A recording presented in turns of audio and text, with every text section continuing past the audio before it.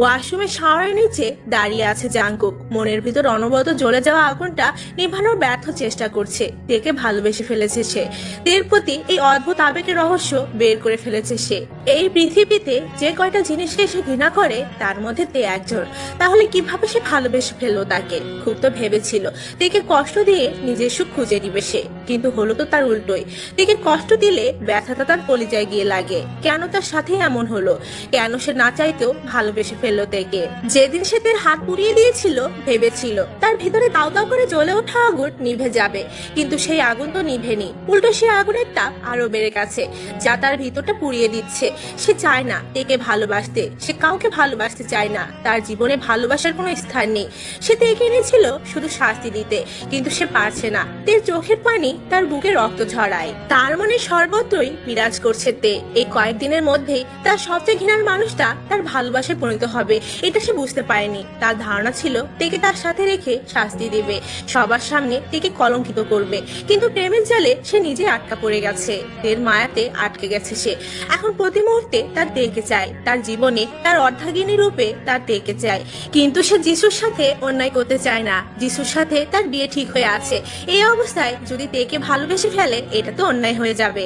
প্রচন্ড রকম সিদ্ধান্তহীনতায় ভুগছে জাংকুক। একদিকে তার আদর্শ আর অন্যদিকে ভালোবাসা, কোনটাকে বেছে নিবে সে? ভীষণ অস্থিরতা কাজ করছে তার মাঝে। তবে একটা জিনিস আর সে খেয়াল করেছে, অন্য সব দিন এরকম অস্থিরতা হলে সে নিজেকে কন্ট্রোল করতে পারে না, কিন্তু আজ সে নিজেকে সামলে নিচ্ছে। এত দুশ্চিন্তার মাঝেও জাংকুকের মাঝে এক আলাদা ভালো লাগা কাজ করছে, সবটাই তের জন্য। তে তার জীবনে আসার পর থেকেই সে নিজেকে সামলাতে শিখেছে। 19 বছর পর এই কয়েকদিন সে রাতে নিশ্চিন্তে ঘুমিয়েছে তের বুকে মাথা রেখে। জাংকুক আর কিছুক্ষণ ভেজে ওয়াশরুম থেকে বের হয়ে কাউকে ফোন করলো, এরপর হন্তদন্ত হয়ে বাসা থেকে বেরিয়ে গেল। যিশুদের বাড়িতে যিশুর সামনে মাথা নিচু করে বসে আছে জাংকুক। যিশু জিজ্ঞাসিত দৃষ্টিতে জাংকুকের দিকে তাকিয়ে আছে। গত 25 মিনিট যাবৎ জাংকুক এই ভঙ্গিতেই মাথা নিচু করে বসে আছে, যেন সে অনেক বড় কোনো অপরাধ করে ফেলেছে এবং সংকোচে সেটা যিশুকে বলতে পারছে না। কিছুক্ষণ পর সংকোচটা কিছুটা কাটিয়ে জাংকুক বলে উঠলো, লুক যিশু, আমি তোমাকে যা বলবো এখন তার জন্য আমি আগে সরি বলে নিচ্ছি। তোমাকে এভাবে ঠকাতে চাইনি আমি, কিন্তু আমি নিরুপায়। কি হয়েছে জাংকুক, এভাবে বলছো কেন? যিশু ঘুরিয়ে পেঁচিয়ে বলার স্বভাব আমার নেই, স্ট্রেট ভাবেই বলছি। I love someone else. জানি তোমার সাথে আমার বিয়ে ঠিক হয়ে আছে, আর এখন এঙ্গেজমেন্টের কয়েকদিন আগে বিয়ে ভাঙারটা তোমাকে ঠকানো হচ্ছে। কিন্তু আমি তেকে ভালোবেসে ফেলেছি। তেকে ভালোবেসে তোমাকে বিয়ে করা মানে তোমার আর আমার দুজনের জীবনই নষ্ট করা। জাংকুক, আমার ঠিক কি উত্তর দেওয়া উচিত আমি জানি না। আমি জানি যিশু, আমি তোমার অপরাধী হয়ে যাব আজকের পর, কিন্তু বিশ্বাস করো আজকে যদি আমি স্বার্থপর না হই সারা জীবন কষ্ট পেতে হবে আমাদের দুজনকে। আমি তেকে ভালোবেসে ফেলেছি নিজের অজান্তেই। তে ব্যতীত কাউকে ভালোবাসা আমার পক্ষে আর সম্ভব নয়। জাংকুক, আমাদের বিয়েটা। যিশু, এমন নয় যে আমরা একে অপরকে ভালোবাসি তাই বিয়ে করছিলাম। তোমাকে বিয়ে করার পিছনে কারণ ছিল শুধুই বিজনেস ডিল, কিন্তু এখন আমি বুঝতে পেরেছি বিজনেস ডিল জীবনের একটা অংশ, জীবন নয়। আই হোপ তুমি বুঝতে পারবে। তোমার বাবাকেও বিষয়টা বুঝিয়ে দিও। এরপর সে রাগ করে যদি আমার কোম্পানিতে ইনভেস্ট না করতে চাই তাহলে আমি ফোর্স করব না। লাইফে প্রথমবার আমার স্বার্থপর হতে ইচ্ছে করছে। আমার সুখ এবার আমার চাই। সরি এগেইন যিশু, জানি অন্যায় করছি তোমার সাথে, কিন্তু আমি হেল্পলেস। জাংকুক, তোমার আর আমার ফ্রেন্ডশিপ আন্ডারস্ট্যান্ডিং এর উপরে তৈরি হয়েছিল। তুমি চিন্তা করো না, আমি বাবাকে বুঝিয়ে নেব। থ্যাঙ্কস যিশু আমার প্রবলেমটা বোঝার জন্য। যিশুর কাছ থেকে বিদায় নিয়ে জাংকুক বাড়ির উদ্দেশ্যে রওনা হলো। জাংকুক কার ড্রাইভ করছে ঠোঁটে মুচকি হাসি নিয়ে। আর সে ভীষণ খুশি। এত বছরের কষ্ট, রাগ, ঘৃণা, প্রতিশোধ সব ভুলে নতুন ভাবে জীবন শুরু করবে সে। সে তের প্রতি অনেক অন্যায় করেছে, তের দুর্বলতার সুযোগ নিয়েছে, কত কষ্ট দিয়েছে নিজের মনের শান্তির জন্য। তেকে সব ভুলে তাকে মেনে নিবে? কেন নিবে না? জাংকুক ভালোবাসে তেকে। এই ভালোবাসায় কোনো খুঁত নেই। যতটা ভালোবেসে নিজেকে ভুলে যাওয়া যায় ঠিক ততটা ভালোবাসে সে তেকে। তের কাছে ক্ষমা চাইবে সে তার সব অন্যায়ের জন্য। তেকে রাজি করাবে, তের মন জয় করবে, তের মনে তার জন্য ভালোবাসা জাগিয়ে তুলবে। তের হাত ধরে জাংকুক তার অতীত থেকে বেরিয়ে আসবে। কথাগুলো ভেবে মুচকি হাসলো জাংকুক। কিছুক্ষণের মধ্যেই জাংকুক গাড়িটা ব্রেক কষলো বাড়ির সামনে এসে। গাড়ির দরজা খুলতে জাংকুকের হাসি মুখটা নিমিষেই মলিন হয়ে গেল। লাল বেনারসি শাড়ি পরে দাঁড়িয়ে আছে জিমিন, পাশে একটা ছেলে দাঁড়ানো। দেখে মনে হচ্ছে তাদের সদ্য বিয়ে হয়েছে। জিমিনকে এই রূপে দেখে হতবম্ব হয়ে তাকিয়ে আছে জাংকুক। এইসব কি জিমিন? যা দেখছো তাই সত্যি ভাইয়া। কি বলতে চাইছিস তুই? আমি আর সুগা পালিয়ে বিয়ে করে নিয়েছি ভাইয়া। বাবাকে এখনো বলিনি, তোমাকে সবার আগে জানালাম। 19 বছর আগের সেই দিনটা চোখের সামনে দিয়ে দৌড়ে যাচ্ছে জাংকুকের। তার অষ্টম জন্মদিনের রাতে তার মায়ের গলায় দড়ি দিয়ে ঝুলে থাকা লাশটার দৃশ্য তার চোখের সামনে ভাসছে। জাংকুকের মা জিন আর বাবা নামজুন প্রেম করে পালিয়ে বিয়ে করেছিলেন, কারণ নামজুন আর জিনের বড় ভাই জেহব দুর্ভাগ্যক্রমে চিরশত্রু ছিল, যদিও এতে কারোই দোষ ছিল না। নামজুন ছাত্র থাকাকালীন রাজনীতিতে জড়িয়ে পড়ে, যার জন্য মারামারি খুব সাধারণ একটা ব্যাপার হয়ে দাঁড়ায় তার জন্য। আর এই জিনিসটাই জেহব আর তার বাবার চোখে শুল হয়ে যায়। হাজার চেষ্টা করেও যখন জিনের মন থেকে নামজুনকে সরাতে পারে না, তখন জিনের বাবা তার বিয়ে ঠিক করে দেয়।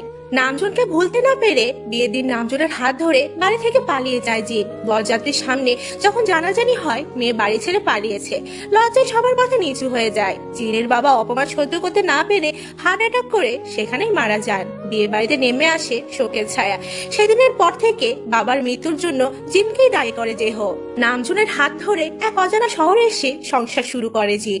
জিনের কথা রেখে নামজনা রাজনীতি ছেড়ে দিয়ে সৎ পথে উপার্জন শুরু করে। দুজনে নিজেদের আলাদা একটা দুনিয়া গড়ে তোলে। বছর ঘুরতে তাদের ঘর আলো করে জাংকুক পৃথিবীতে আসে। হাসতে খেলতে সময় পার হতে থাকে তাদের। এত কিছুর মধ্যেও দিন শেষে জিনের মনে শান্তি ছিল না। হয়তো তার বাবা ভাইকে কষ্ট দেওয়ার অনুশোচনা ছিল। জাংকুকের অষ্টম জন্মদিনের দিন অনেক সাহস আর বুক ভরা ভালোবাসা নিয়ে জিন তার বাবার বাড়ি গিয়ে উঠেছিল। সাথে ছিল জাংকুক আর কোলে ছিল 2.5 বছরের জিমিন। বাবাকে তার নাতি নাতনি দেখাতে চেয়েছিল সে। নামজুনের বিজনেসে তখন অনেক লাভ হচ্ছিল। নিজেদের বাড়ি নিজেদের গাড়ি সব ছিল। এক গাড়ি ভর্তি উপহার নিয়ে গিয়েছিল জিন। সে জানতো তার বাবা রাগ করবেন অনেক, কিন্তু তার ভাইয়া সব সামলে নেবেন। বাবার বাড়িতে গিয়ে জিনের ধারণা সম্পূর্ণরূপে পাল্টে যায়। বাবার বাড়ি আর বাবার বাড়ি নেই, এখন সেটা ভাইয়ার বাড়ি। ভাইয়াও আর জিনের সে আগের ভাইয়া নেই। যেই ভাইয়ের চোখে যে নিজের জন্য ভালোবাসা আলো দেখতো, সেই চোখে আজ হীরা এসে ভর করেছে। যে জিন একসময় তার ভাইয়ের কলিজার টুকরা ছিল, সেই জিন আজ খুঁড়ি অপরাধীর ন্যায় মাথা নিচু করে দাঁড়িয়ে আছে সে। কোন সাহসে তুই আমার বাড়ির পিছনে পা রেখেছিস? তোর ওই কলঙ্কিত মুখ দেখার আগে আমি মরে যাওয়া পছন্দ করব। ছি ভাইয়া, তুমি এসব কি বলছো? আমি কি তোমার এতটাই বড় হয়ে গেছি? তোর ওই অভিশপ্ত মুখ দিয়ে আমাকে ভাইয়া ডাকবি না। আমার ছোট বোন 9 বছর আগেই মারা গেছে। ওভাবে বলো না ভাইয়া, তোমার মুখ থেকে নিজের জন্য এসব কথা মানতে আমার ভীষণ কষ্ট হচ্ছে। ভাইয়া? কে তোর ভাইয়া? তুই তো আমার জন্য সেদিন মরে গেছিস, যেদিন বাবাকে মেরে ফেলেছিলিস। এখন তুই আমার চোখে শুধুই একটা খুনি। কি বললে বাবা? তুই এতটা স্বার্থপর হয়ে যাবি এটা আমি ভাবতেও পারিনি। রাস্তার একটা ছেলের জন্য তুই বাবাকে মেরে ফেলবি। আগে জানলে নিজে হাতে তোকে গলা টিপে মেরে ফেলতাম। বাবা নেই? নেই বাবা, তুই মেরেছিস বাবাকে। তোর পাগলামি কেড়ে নিয়েছে বাবার জীবন। সবার সামনে অপমানিত হতে হয়েছে। কলঙ্কের বোঝা মাথায় নিতে হয়েছে তোর জন্য। বিয়ে দিয়ে প্রেমিকের হাত ধরে পালিয়েছিস, বংশের মুখে চুলকানি মাখিয়েছিস। একবার ভাবিসনি তোর এই কাজের জন্য আমাদের কতটা অপমানিত হতে হবে? ভাইয়া, আমি নামজনকে ভালোবাসতাম, তুমি তো জানতে। ওকে ছাড়া অন্য কাউকে বিয়ে করা আমার পক্ষে সম্ভব ছিল না। ভালোবাসা? তোর ভালোবাসা আমার বাবার জীবন কেড়ে নিয়েছে, আমাদের মান সম্মান ধুলোয় মিশিয়ে দিয়েছে। এভাবে বলো না ভাইয়া, আমি তোমাদের ক্ষতি চাইনি। আমি তোমাদের অনেক ভালোবাসি। আমি বুঝতে পারিনি বাবার কিছু হয়ে যাবে। তুই নিজের দিকটা তো ভালোই বুঝেছিলিস, সেই পরিণতি আজ পর্যন্ত আমরা ভোগ করছি। তুই আমার বাবার খুনি জিন। তোর বিয়ের দিন আমি আমার বাবাকে হারিয়েছি। বাবার সঙ্গে মা বছর ঘুরতে মারা যান, সেটার জন্য তুই দায়ী। তোর জন্য আমাকে এতিম হতে হয়েছে। কি বলছো ভাইয়া? মা? হ্যাঁ, তোর মতো চরিত্রহীনকে পেটে ধরার শাস্তি পেয়েছে মা। এই পৃথিবীর মায়া ত্যাগ করে চলে গেছে। তোর মতো কুলাঙ্কার সন্তান যেন আল্লাহ কাউকে না দেয়। ভাইয়া, আমি তোমার পায়ে পড়ছি, এগুলো বলো না। আমার ভীষণ কষ্ট হচ্ছে। একবার আমাকে বুকে টেনে নাও ভাইয়া। আমার অপরাধ ক্ষমা করে দাও। বাবা মা মারা গেছে আমার জন্য, এটা আমি সহ্য করতে পারছি না। তুই আমাকে ভাইয়া বলবি না। আমার জন্য তুই মরে গেছিস অনেক আগে। যেই সংসারের মোহে তুই আমার সংসার পুড়িয়ে দিয়েছিস, সেই সংসার তোর কখনো সুখের হবে না। নিজের বাবা মার হত্যার দায় মাথায় নিয়ে তুই কখনো শান্তি পাবি না। কথাগুলো বলে জিনের 2 সন্তান সহ জিনকে ঘাট ধাক্কা দিয়ে সেই বাড়ি থেকে বের করে দেয় জেহব। সারা রাস্তা জিন আঁচলে মুখ গুজে কান্না করে। আপন ভাইয়ের কাছ থেকে এত অপমান, এত ঘৃণা পেতে হবে জিন স্বপ্নেও ভাবেনি। অপমানটা মুখ বুঝে গিলে নিল। বাবা মার হত্যার অপবাদটা যেন জিন কিছুতেই মানতে পারছে না। জাংকুক বারবার মায়ের মুখের দিকে তাকিয়ে বোঝার চেষ্টা করছে তার মামার এই ব্যবহারের কারণ কি। মায়ের কাছে কোনো উত্তর না পেয়ে আবারও বিষণ্ণ মনে বসে রইল। কিছুক্ষণ পর কি মনে করে জিন জাংকুককে জড়িয়ে নিল, প্রাণ ভরে আদর করে দিল জাংকুককে। কপালে গালে অথস্ত চুমু খেলো। বাবা জাংকুক, তোমার মা তোমাকে এবং তোমার বোনকে অনেক ভালোবাসে বাবা। মাকে কখনো ভুল বুঝো না। মা যা করছে তার জন্য মাকে ক্ষমা করে দিও। বোনের খেয়াল রাখবে সব সময়। বাবার মনে কখনো কষ্ট দিও না, কখনো কারো মন ভেঙো না। সবাইকে সুখে রাখবে সব সময়। নিজের যত্ন নিবে, কথা দাও। আম্মু, তুমি কি কোথাও যাচ্ছ? না বাবা, আম্মু সবসময় তোমার সাথে আছে। আম্মু তোমাকে ভীষণ ভালোবাসে। বাড়িতে পৌঁছে নিজেকে এক ঘরে বন্দি করে নেয় জিন। জাঙ্কুক অনেকবার দরজায় ধাক্কা দিলেও জিন দরজা খোলে না। একসময় ক্লান্ত হয়ে জাঙ্কুক নিজের রুমে ফিরে আসে এবং ঘুমিয়ে পড়ে। প্রায় 2 ঘন্টা পর বাবার চিৎকারে লাফ দিয়ে ঘুম থেকে উঠে পড়ে জাঙ্কুক। এতটা জোরে সে কখনো তার বাবাকে চিৎকার করতে শোনেনি। ভয়ে কাঁপা কাঁপা পায়ে বাবা মার ঘরে আগাতে থমকে যায় জাঙ্কুকের পা। তার মা, যে কিনা কিছুক্ষণ আগে তাকে আদর করছিল, সেই মা গলায় দড়ি দেওয়া অবস্থায় ঝুলছে। জাঙ্কুকের পৃথিবী যেন সেই মুহূর্তে থমকে যায়। 8 বছর একটা বাচ্চার জন্য তার মায়ের লাশ এভাবে দেখা কতটা ভয়ানক, কতটা যন্ত্রণাদায়ক সেটা স্বাভাবিক কোনো মানুষের পক্ষে বোঝা দেয়। জিনের বিরহ নামজনকে ভিতর থেকে শেষ করে দেয়। নিজের কষ্ট ভোলার জন্য নামজন নিজেকে কাজে ব্যস্ত করে নেয়। সারাদিন বাইরে থাকা, অনেক রাত করে বাড়ি ফেরা যেন নামজনের জীবনের একটা নিয়ম হয়ে যায়। নামজন ব্যস্ততার মাধ্যমে তার বিরহ ভুলে থাকলেও জাঙ্কুকের সাথে তার সম্পর্কের অবনতি ঘটে। জিনের মৃত্যুর পর জাঙ্কুক সম্পূর্ণরূপে একা হয়ে পড়ে। জিমিনকে সার্ভেন্টরা খুব কম জাঙ্কুকের কাছে দিত। সারাদিন একা থাকা, কারোর সাথে কথা না বলা, না খেয়ে থাকাই ছিল জাঙ্কুকের কাজ। বাবা মায়ের আদরের ছেলেটি অনাদরেই বড় হতে থাকে। সময়ের সাথে সাথে জাঙ্কুক মানসিকভাবে ক্ষতিগ্রস্ত হয়ে পড়ে, মানসিক ভারসাম্যহীন হয়ে পড়ে। জাঙ্কুক মনে মনে তার মায়ের আত্মহত্যার জন্য তার মামাকেই দায়ী করে। সময়ের সাথে সাথে এটা তার মনে চরম ঘৃণা সৃষ্টি করে। জাঙ্কুকের শিশু মন এই আঘাতটা নিতে পারে না, মানসিক দিক দিয়ে বিপর্যস্ত হয়ে পড়ে। স্কুলে অন্য বাচ্চাদের সাথে মারামারি করা তার স্বভাব হয়ে দাঁড়ায়। বারবার জাঙ্কুকের স্কুল থেকে আসা কমপ্লেনে বিরক্ত হয়ে নামজুন তাকে লন্ডনে পাঠিয়ে দেয়। সদ্য মায়ের মৃত্যুর ধাক্কা সামলাতে না পারা ছোট্ট বাচ্চাটা এভাবে বোর্ডিং স্কুলে যাওয়াতে আরো একা হয়ে পড়ে। বাড়ি থেকে জাঙ্কুক সবসময় পারফেক্ট হলেও তার ভিতরের অবস্থাটা শোচনীয়। ছোটবেলায় ক্রাইসিসের জন্য হঠাৎ রাগ, অস্থিরতা, ডিপ্রেশনে ভুগতে থাকে সে। জাঙ্কুক জিমিনের উপর রাগ সামলাতে না পেরে সজোরে একটা চট বসিয়ে দেয় জিমিনের গালে। চটটা এতই জোরে ছিল যে সেই শব্দে কেঁপে ওঠে আর জিমিন ছিটকে মেঝেতে পড়ে যায়। সুকা দ্রুত এসে জিমিনকে আগলে নেয়। তুই এটা কিভাবে করতে পারলি জিমিন? শেষ পর্যন্ত কিনা তুই সুকাকে বিয়ে করলি, তাও পালিয়ে। তুই জানিস বাবা কতটা হার্ট হবে এটা জানার পর? তুমি তো তাকে বাবা মানোই না ভাইয়া, তাহলে আজ কেন বাবার প্রতি তোমার এত ভালোবাসা আসছে? Just shut up Jimin, don't give me lame excuse. Suga আমাদের বিজনেস রাইভার আর তুই কিনা তার সাথে। ছি ভাইয়া, সুগা তোমাদের শত্রু হলো, আমি ভালোবাসি তাকে। তুই নিজের ভালোবাসায় অন্ধ হয়ে আমাদের সম্মান ভুলে মিশিয়ে দিয়েছিস জিমিন। একবার ভেবে দেখ, বাবা জানতে পারলে তার কি অবস্থা হবে। আপনার বাবারও সেই একই অবস্থা হবে যা আপনার নানার হয়েছিল, কিন্তু তফাৎটা হলো আপনার মা বিয়ের আসর থেকে পালিয়েছে। হাজারটা মানুষের সামনে জানাজানি হয়েছিল যে কোনের বিয়ের দিন প্রেমিকের হাত ধরে পালিয়েছে। তের কথায় রক্তচক্ষু নিয়ে জাঙ্কুক তের দিকে তাকায়। আমি বলছি না আপনার মা খারাপ ছিল, আমি বলছি যেই পরিস্থিতিতে আজকে আপনি আর আপনার বাবা আছেন, একই পরিস্থিতিতে তখন আমার দাদা ভাই আর বাবা ছিল। অবশ্য তাদের পরিস্থিতিটা আরো গুরুতর ছিল। সেদিন ফুপি আম্মুর পালিয়ে যাওয়াতে অপমানের বোঝা সহ্য না করতে পেরে দাদা ভাই হার্ট অ্যাটাক করে। আপনি নিজের বিবেক থেকে বলুন তো, নিজের বাবাকে হারানোর পর আমার বাবা যেটা করেছে সেটা কি অন্যায় ছিল? হয়তো সেদিন ফুপি আম্মুকে অপমানের মাত্রাটা একটু বেশি ছিল, কিন্তু মনের রাতটা তো যুক্তিযুক্ত ছিল। বাবাও বুঝতে পারেনি সেদিন তার বলা কথাগুলোর জন্য ফুপি আম্মু আত্মহত্যা করবে। আপনার ঘৃণার ভিত্তি আছে জাঙ্কুক। ফুপি আম্মুর মৃত্যুর জন্য কোনো না কোনো ভাবে আমার বাবা দায়ী, কিন্তু আপনার প্রতিশোধটা ভিত্তিহীন। বিশ্বাস করুন, যা হয়েছে সেটা কেউ চায়নি। জাঙ্কুকের কথাগুলো একদণ্ড ভেবে থপ করে সোফায় বসে পড়লো। জাঙ্কুকের দু চোখ বেয়ে শ্রাবণের ধারা ঝরে যাচ্ছে। যেদিনতে প্রথম অফিসে এসেছিল সেদিন তার ফাইল দেখে এত বছরের কষ্টগুলো মাথা চাড়া দিয়ে উঠেছিল তার মনে। হসপিটালে মামার মুখটা দেখে প্রতিশোধের আগুন তার মনে জ্বলতে শুরু করে। মামা যেমন তার মাকে কলঙ্কিনী উপাধি দিয়েছিল, সে একই ভাবে প্রতিশোধের নেশায় অন্ধ হয়ে গিয়েছিল। তাই তো তাকে কষ্ট দিয়ে প্রতিশোধ নিতে চেয়েছিল, কিন্তু সে তো ভেবে দেখেনি তার প্রতিশোধটা সম্পূর্ণ ভিত্তিহীন ছিল। সে তার নানা মামার দিকটা কখনোই ভেবে দেখেনি। তে এগিয়ে এসে জাঙ্কুকের কাঁধে হাত রাখলো। অনেক ছোট ছিলাম যখন আম্মু মারা যায়। একা দরজার বাইরে দাঁড়িয়ে শুধু দেখেছিলাম আম্মুর ঝুলন্ত লাশটা। আব্বু আম্মুর জন্য আর্তনাদ করছিল, কিন্তু একবার আমার কাছে এসে আমাকে বুকে জড়িয়ে নেয়নি। সেই থেকে শুরু হয় আমার একা থাকা যাত্রা। আম্মু ছেড়ে যাওয়ায় একা হয়ে পড়ি আমি, আর বাবা থাকতেও যেন পর হয়ে যায়। মাসের পর মাস বাবার চেহারাটাও দেখতে পারতাম না। একাকিত্ব আমাকে আঁকড়ে নেয়, মানসিক ভাবে ক্ষতিগ্রস্ত হয়ে পড়ি। আর এইসব কষ্টের জন্য মামাকেই দায়ী করি। তোমাকে দেখে ভেবেছিলাম তোমাকে কষ্ট দিই, এত বছরের কষ্টগুলো ধুয়ে মুছে ফেলবো, কিন্তু কত বড় বোকা ছিলাম আমি। দেখো, অন্যকে কষ্ট দিয়ে নিজের সুখ খুঁজতে গিয়েছিলাম আমি। তুমি কি আমাকে ক্ষমা করবে? তোমার সাথে এত অন্যায় করার জন্য তুমি আমাকে ক্ষমা না করলে আমার আর কিছু অবশেষ থাকবে না। আপনি কি আমার সাথে আমার বাড়ি যাবেন? পুরো সবকিছু ভুলে নতুন ভাবে সম্পর্কগুলো শুরু করার একটা চেষ্টা করি আমরা। বাবা আপনাকে দেখলে ভীষণ খুশি হবে। একবার চলুন না আমার সাথে প্লিজ। জাঙ্কুক কিছু একটা ভেবে তের সাথে বেরিয়ে পড়লো। গাড়িতে ড্রাইভিং সিটে বসলে জাঙ্কুক বেশ অবাক হয়। তার চেয়েও বেশি অবাক হয় যখন দেখে তে বেশ ভালো ড্রাইভ করছে। গাড়ি এসে থামে বিশাল বড় একটা বাড়ির সামনে। গাড়ি থেকে নেমে জাঙ্কুক জিজ্ঞাসিত দৃষ্টিতে তের দিকে তাকিয়ে আছে। হয়তো বোঝার চেষ্টা করছে এটা কার বাড়ি, কেননা বাড়িটা কোনো মহলের থেকে কম নয়। কি ভাবছে? চলুন ভিতরে চলুন, বাবা ওয়েট করছে। এটা কার বাড়ি?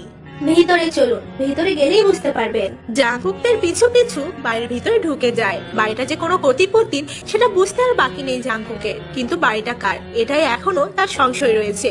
ভিতরে ঢুকতে তে লিসা নামের মেয়েটাকে ডাকতে শুরু করলো। একটু পরে লিসা ছুটে এলো তের কাছে।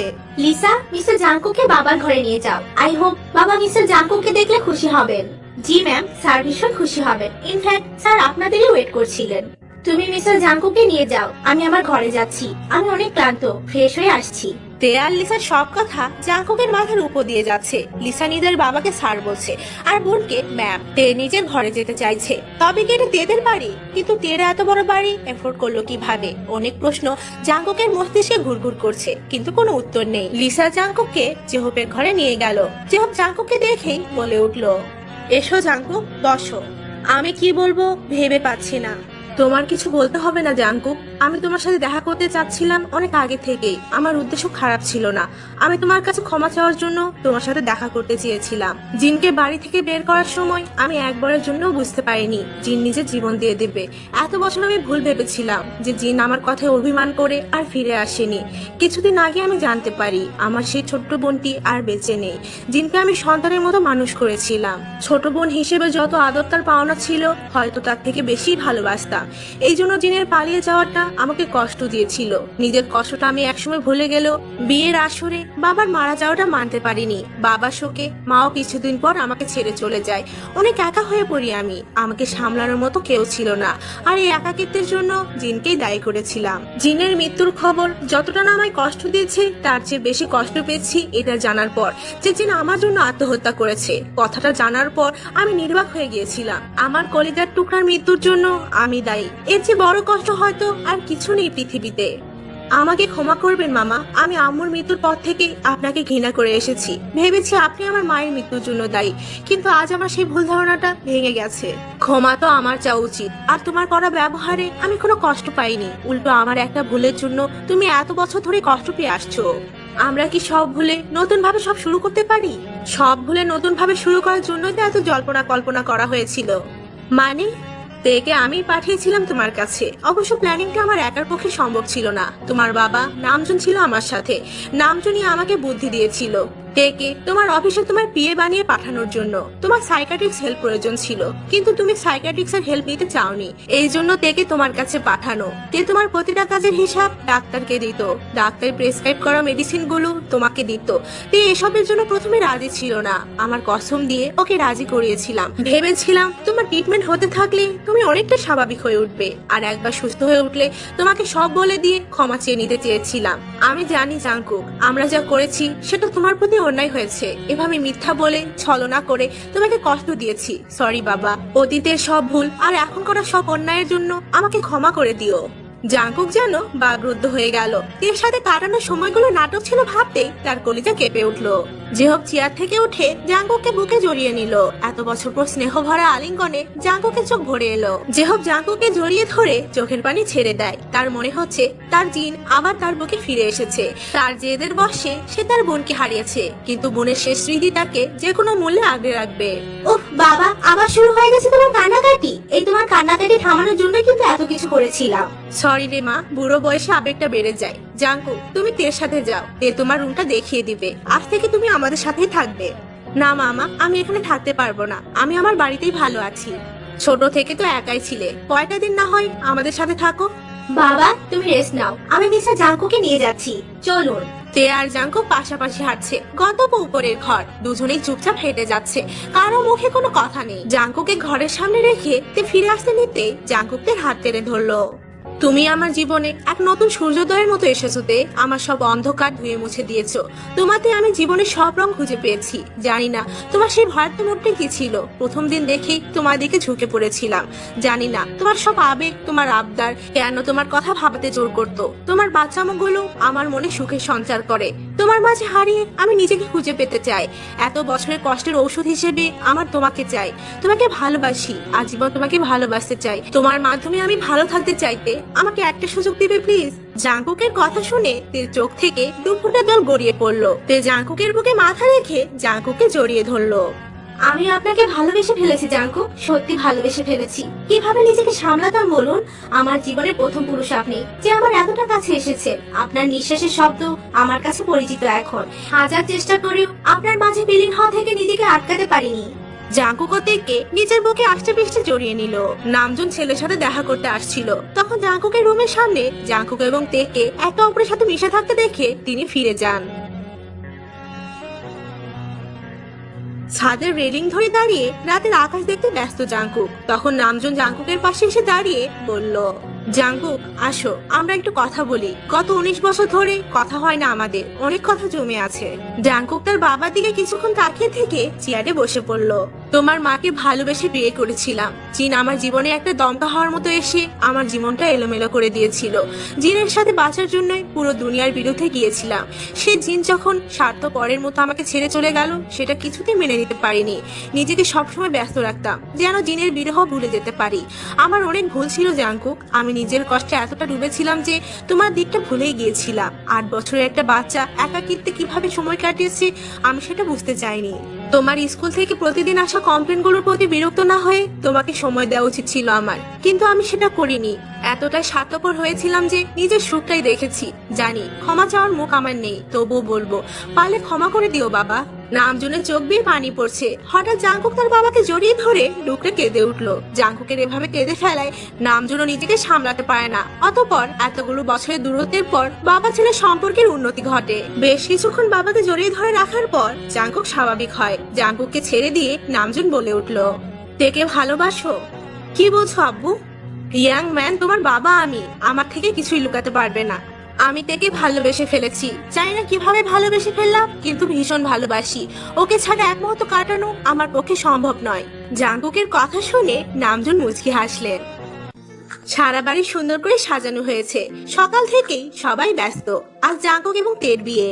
কিছুক্ষণ পর কাজী এবং মৌলানা সাহেব আসলে 3 কবুলের মাধ্যমে তে এবং জাঙ্কুকের বিয়ে সম্পূর্ণ হয়। সারাদিন হই হুল্লোড় করে রাত হবার পর জিমিন তেকে বাসর ঘরে বসিয়ে দিয়ে আসে। বাসর ঘরে 1 হাত লম্বা ঘোমটা টেনে বসে আছে তে, কিন্তু জাঙ্কুকের খোঁজ নেই। প্রায় রাত 12টার দিকে জাঙ্কুক ঘরে ঢুকলো। তে ঘরে কোথাও নেই। একটু আগাতেই পিছন থেকে কেউ একজন জাঙ্কুকের গলায় ছুরি ধরলো। ওই 7টা 7 জনের একটা জামাই এত দেরি করে ঘরে আসেন কেন? হুশ, এসব বলে না। আর এই ব্রেডে বাটার লাগানো নাইফ দিয়ে আমার মতো খাচ্চরকে কাটা যাবে না। আপনি সত্যি একটা খাচ্চর। আর তুমি 7টা 7 জনের একটা জামাইয়ের 8 নম্বর বউ। জাঙ্কুক তার হাত ধরে টেনে পরম আবেশে জড়িয়ে ধরলো। আপনাতেই আমি আমার সব সুখ খুঁজে পেয়েছি জাঙ্কুক। আপনাতেই আমি আমার জীবনের শেষ মুহূর্ত কাটাতে চাই। ভালোবাসি। আমিও ভীষণ ভালোবাসি তোমাইতে। জাঙ্কুকদের ঠোঁট জোড়া নিজের ঠোঁট দিয়ে দখল করে নিল। কিছুক্ষণ পর থেকে কোলে তুলে বিছানায় শুয়ে দিল জাঙ্কুক। ডুব দিল দুজনে ভালোবাসার সাগরে। এভাবে ভালোবাসার খুনসুটিতে কেটে যায় তাদের জীবন।